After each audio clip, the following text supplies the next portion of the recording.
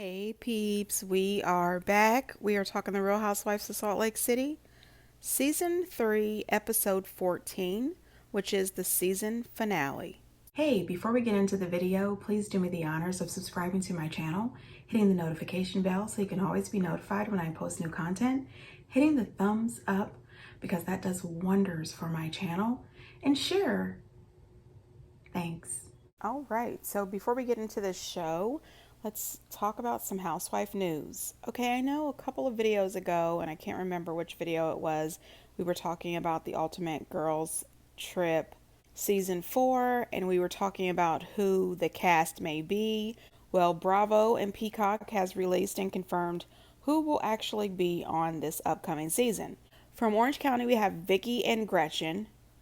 From Beverly Hills, we have Brandy and Camille. From Atlanta, we have Portia and Eva. From New York, we have Alex McCord. Honey, now listen, I don't know where the hell they pulled Alex in her Birkenstocks from, but okay, let's see how this goes. And last but not least, from New Jersey, we have Caroline Manzo. One thing that I think is weird, for them to have so many former housewives, why the hell is Vicky, Brandy, Phaedra, and Eva back? Now, I do realize that Phaedra and Eva are funny as hell, but Vicky was a complete mess the last time. I don't know. But you know who I am happy to see? Camille. I would like to see Camille get her diamond back. I'm just saying. Get down in the comments and let me know what you think. Also, it was confirmed that yes, it is absolutely true. Yes, it is absolutely true. Diane Jenkins is out. Of course, I think we all pretty much knew she was going to be out of here. And Bravo has allowed her to create her own story. And she is saying that due to her pregnancy, filming would be way too demanding and she needs to be on bed rest. Girl, we didn't want you. Congratulations on the new baby and goodbye. Also, I should let you guys know that after 4 years of dating, the Shannon Storms Bedore and John have called it quits. And it looks like it was sort of a surprise. She had no idea that things were about to be over. She did go online and post a beautiful picture of herself along with her team saying good vibes, bigger goals, better experiences, more happiness, less pain, stronger relationships. Now, honey, listen, I hate to say it, but didn't Kelly Dodd tell this story? Didn't Kelly say that that guy was using Shannon? I don't know. It seems like Jeff Lewis thinks so. Anyway, moving on. So it looks like Carlos King, the king of reality, has come out and stated that Phaedra Parks will be joining the cast of Married to Medicine. And I said to myself, well, what in the hell would Phaedra be doing over there at Married to Medicine? Because she's not a physician. She's not married to a doctor. And then I remember Nene Leakes saying that Phaedra was a head doctor. You remember when she called Phaedra the head doctor? I don't know. I'm not saying that. That ain't. I didn't say that, Phaedra. Nene said that. I'm just okay. Nene said that. Also, while we're speaking of Phaedra, it turns out that Apollo got married. Yes, back on October the 14th, and they just released it, that him and his wife, Shireen, I think is how you pronounce her name, got married back on October the 14th.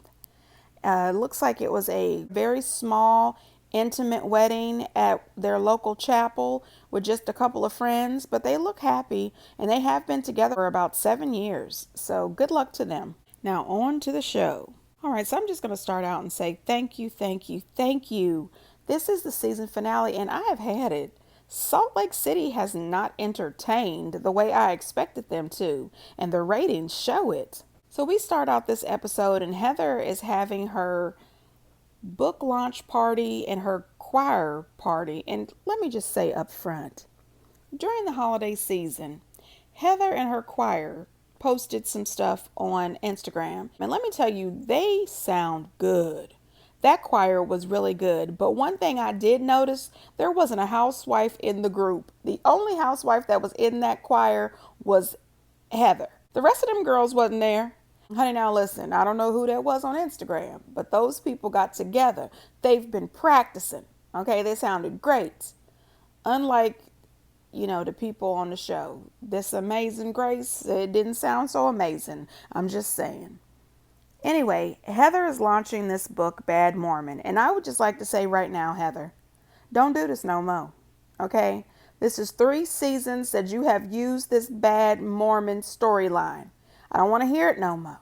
Okay? Come back next season with something brand new. I don't want to hear about it. Now, honey, listen. Heather sets this party up. It is absolutely gorgeous. But most times when the housewives put something together, it's usually something beautiful, especially when they've rented out a venue and things like that. Lisa gets there and she tells Heather that her eye looks great. You can hardly see it. It's totally gone. And Heather makes some kind of comment about this black eye situation has become such a big deal and she really wants people to stop talking about it. She didn't want all of this attention. And I said, oh girl, who the hell are you fooling? Lisa said the same thing. If you really don't want attention on this eye, then why did you play so many games about it? Just tell people what the hell happened so they can move on, and then people would stop talking about it. At this point, I don't even give a damn about her eye.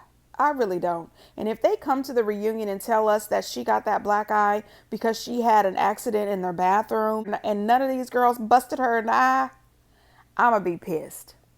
Then we see Heather talking about how she really wants to get her relationship back with Whitney. And you know what? I call bullshit.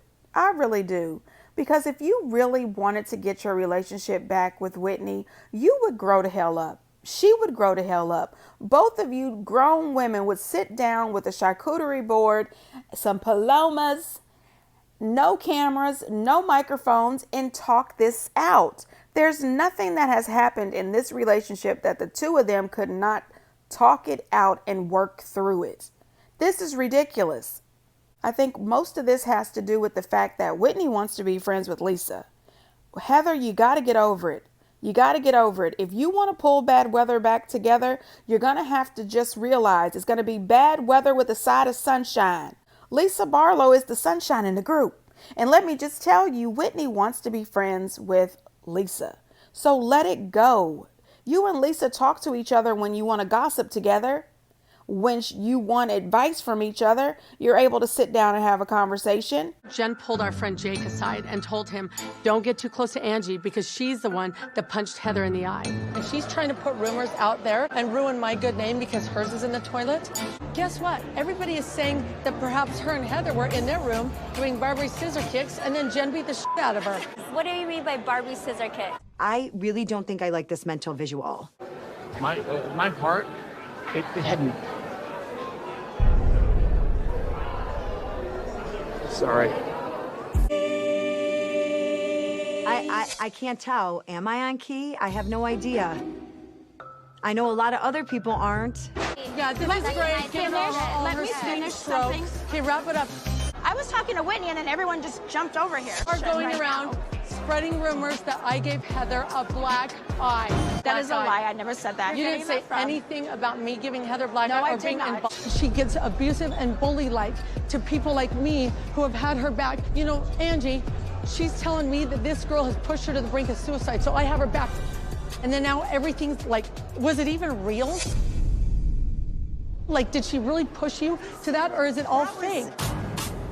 Please tell her. Are you serious? Was it real? Yes, tell her. Last October? That was real? That she almost died? No, I That she didn't tried say to it commit was real. She suicide? almost died. Now from here, I'm going to be all over the place. Okay, so the thing that stood out to me the most in this part was Angie's husband. I said, well, what? Sir, you are breaking down having a complete fit. You are a grown man who is being approached by another grown man, and you have broken into tears, and now your wife has to speak for you. No, I could never get moist for this man. Do you understand? As my husband, first of all, you are a grown-ass man in your 50s. You created a Finsta account so that you could harass 2 women on social media. Now you are standing in front of one of those 2 women's husbands and you are crying and I have to speak for you. Good day, sir. No, sir. Mm-mm.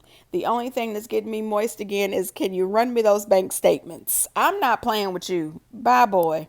Now, Angie K. When she got there, the first thing she wanted to do was let them know that Jen allegedly told somebody at the last event that they were at, Meredith's charity fashion show, that she's the one who busted up Heather's eye. And then she was upset. She was appalled. How dare Jen start rumors about her, messing up her good reputation. And then she makes some kind of comment that Jen probably busted up Heather's eye after they were Barbie scissor kicking or something. I don't know. Scissor kicking Barbies? I don't know. And I thought, just like Whitney, what the hell is that? Like, what's a Barbie scissor kick? And then she explained what it was. And then all of a sudden I was Lisa Barlow. And I don't want that visual. I really don't. But what I thought was crazy is you're all pissed off at Jen for allegedly starting a rumor about you, but you're starting rumors about her and Heather. And I thought Jen and Heather were your friend.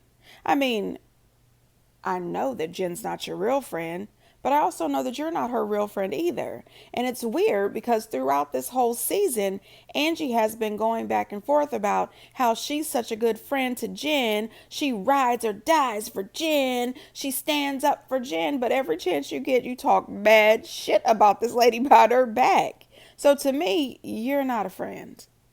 Something else that I kept getting pissed off about. When Heather debuted that book, there was a picture of her on the front of the book, and she had her hand covering her mouth like it's a secret. And then she mentions that somehow in her book she's exposing and telling all these Mormon secrets.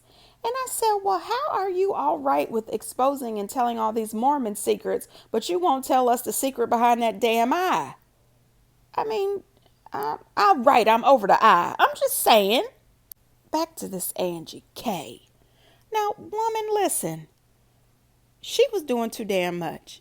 Jen was sitting there having a conversation with Whitney because Whitney, me and my baby talk, Rose, wanted to ask her, well, what happened on the trip? I thought we were going good until we got on the trip. Then you kind of flip-flopped on me. Whitney, she needs too much. She is somebody that I could never be friends with. Girl, you need too much.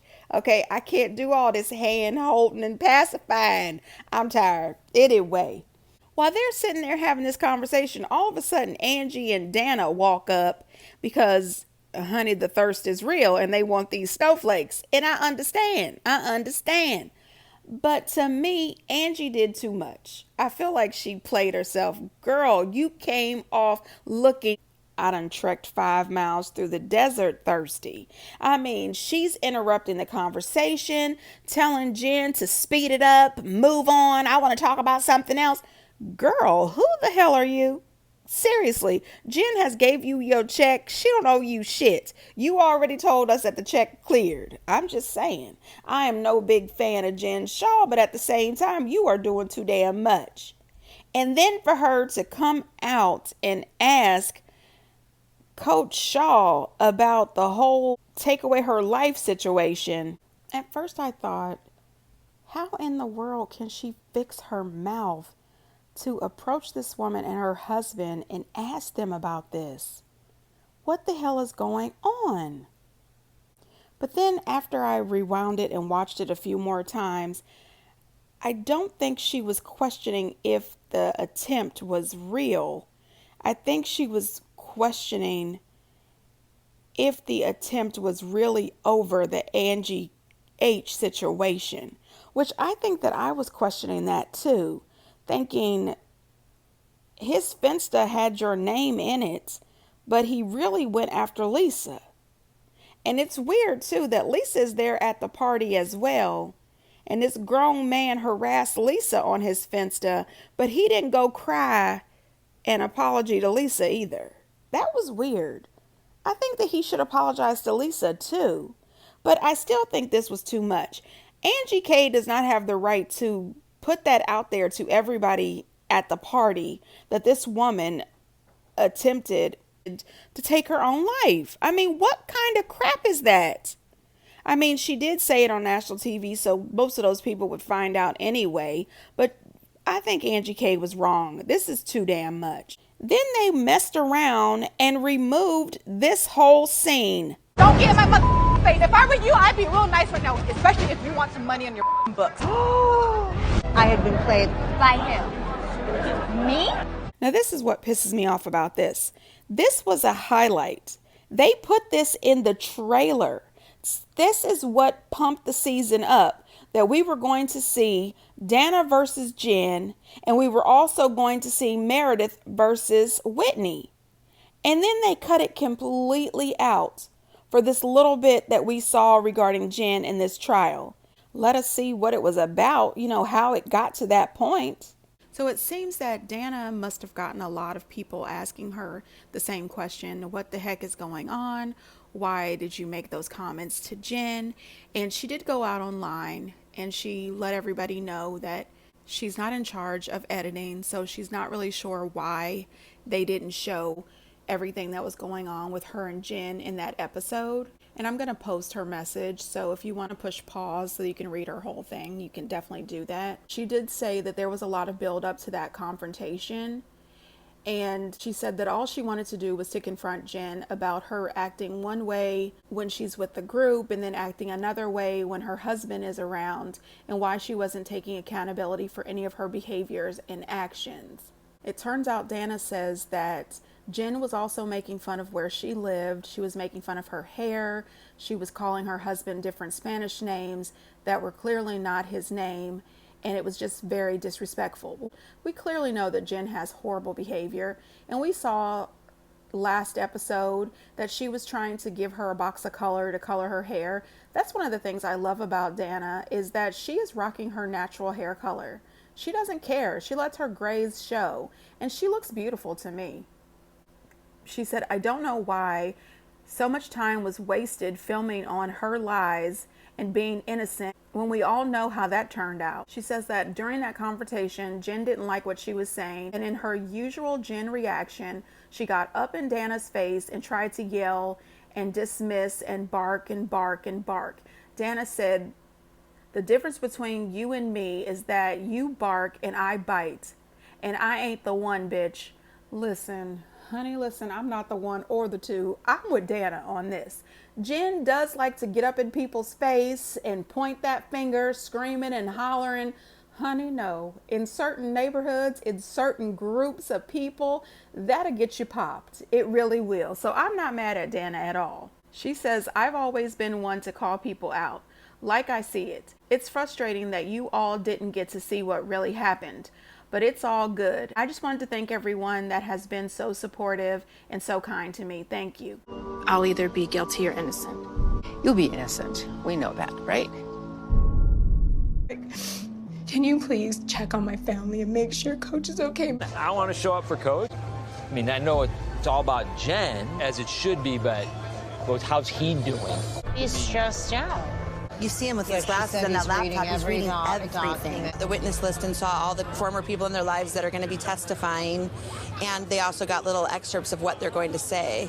Stuart's a piece of shit. I would not be in this thing at all if it wasn't for Stuart. What she's telling us, I can hardly believe. How is Stuart the guy that chased her snacks? And how is he also running the scheme and framing her and she doesn't know? What made her decide not to fight? I think that Coach discovered what Jen was doing and that it was impossible to explain away. So there was something that they could not get out of.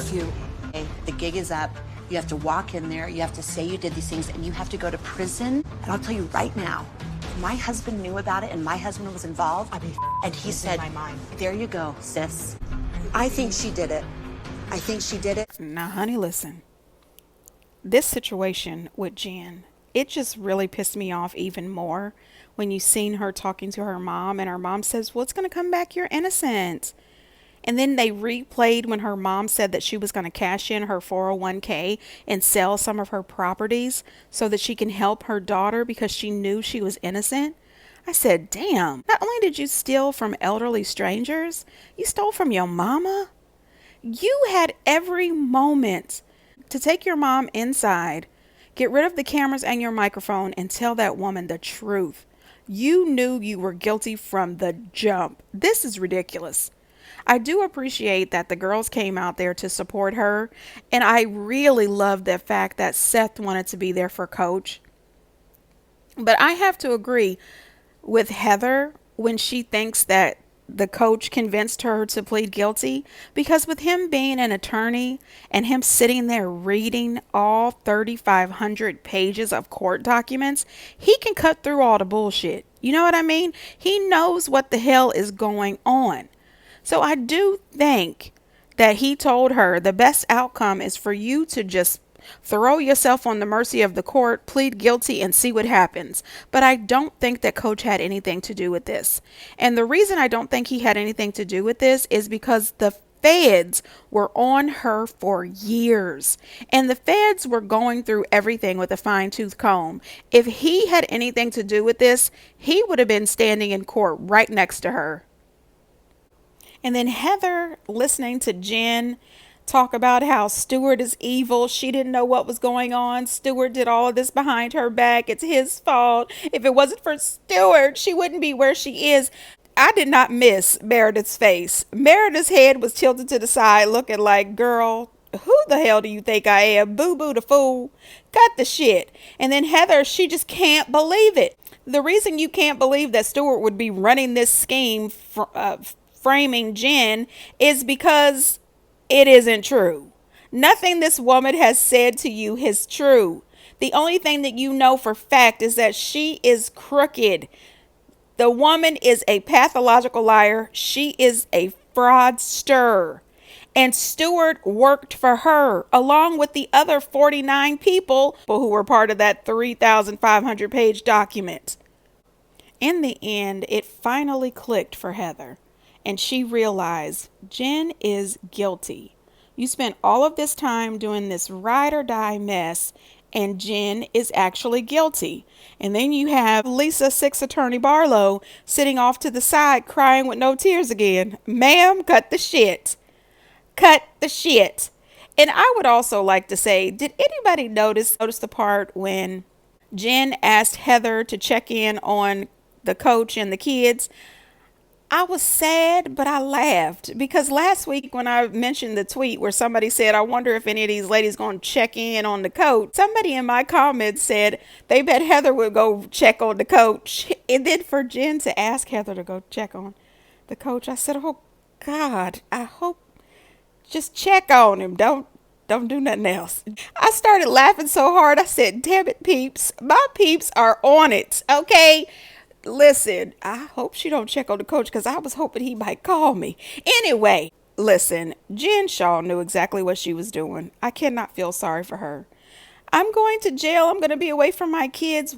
Why didn't you think of that when you were stealing from these people? I read a few of those victim impact statements. Some of those people ended up homeless. Some people had ended up being bankrupt of their children's college funds, of all of this money that they were giving for these classes that she was supposedly going to help them with developing and marketing and advertising their businesses. You destroyed hundreds of people. I feel sorry for your children, your husband, and your mother. I feel sorry for the hundreds of victims that you robbed. Other than that, Jen Shaw, you got what you deserved. As a matter of fact, I think you should have gotten more time. You cannot rob people and then live the luxurious life that you lived. Jet setting, flying all over the place, wearing Chanel from head to toe, spending $80,000 on a party that was really for yourself that you claimed was for Meredith. I mean, that's gross and disgusting. I'm just saying. And by the way, I'm pretty sure that Whitney and Lisa are already planning next year's international trip. I'm just saying, they already got next season's international trip lined up. Also, I did see Andy Cohen say that he's hoping to meet up with Jen this weekend along with some cameras to give her a final exit interview because he says the show will miss her. He also says that they have already fully cast season 4 and that it's going to be a great cast. But something else he said too. He said that he's hoping that with Lisa Rinna gone, that it's just a pause. Kind of like the Dorinda pause. Andy Cohen, you are pissing me off. This woman does not deserve a pause. She deserves to don't you ever come the fuck back.